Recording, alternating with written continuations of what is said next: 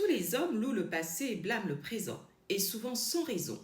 Ils sont tellement férus de ce qui a existé autrefois que non seulement ils vantent les temps qu'ils ne connaissent que par les écrivains du passé, mais que, devenus vieux, on les entend encore prôner ce qu'ils se souviennent d'avoir vu dans leur jeunesse.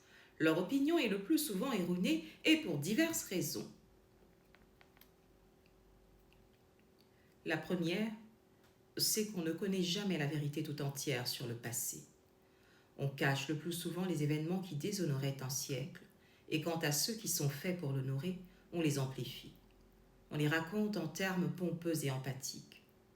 La plupart des écrivains se laissent si bien subjuguer par le succès des vainqueurs que pour rendre leur triomphe plus éclatant, non seulement ils exagèrent leur succès, mais la résistance même des ennemis vaincus. En sorte que les descendants des uns et des autres ne peuvent s'empêcher de s'émerveiller devant de tels hommes, de les louer et de les aimer. La seconde raison, c'est que les hommes ne haïssent que par crainte ou par envie.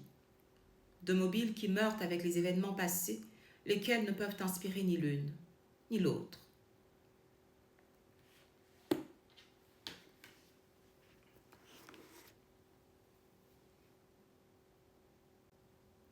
L'intonation est bien plus qu'une simple variation de la voix. C'est un véritable levier pour capter l'attention, structurer son discours et donner du poids à ses mots.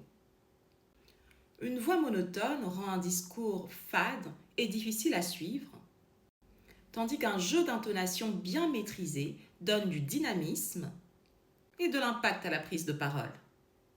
Vous devez absolument travailler votre intonation pour éviter la monotonie et rendre votre discours plus captivant, mettre en avant les points clés en jouant sur les montées et les descentes de ton, créer de l'émotion et de l'engagement en adaptant votre voix à votre message.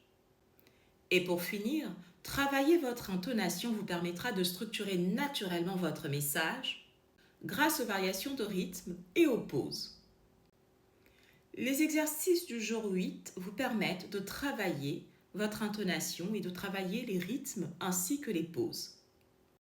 Sachez que l'éloquence ne repose pas uniquement sur les mots, mais aussi sur la façon dont vous les prononcez. Si vous souhaitez absolument transformer votre façon de communiquer, vous devez travailler votre intonation. Je vous remercie d'avoir regardé cette vidéo jusqu'au bout et je vous encourage à pratiquer vos exercices avec sérieux. Je vous dis à bientôt.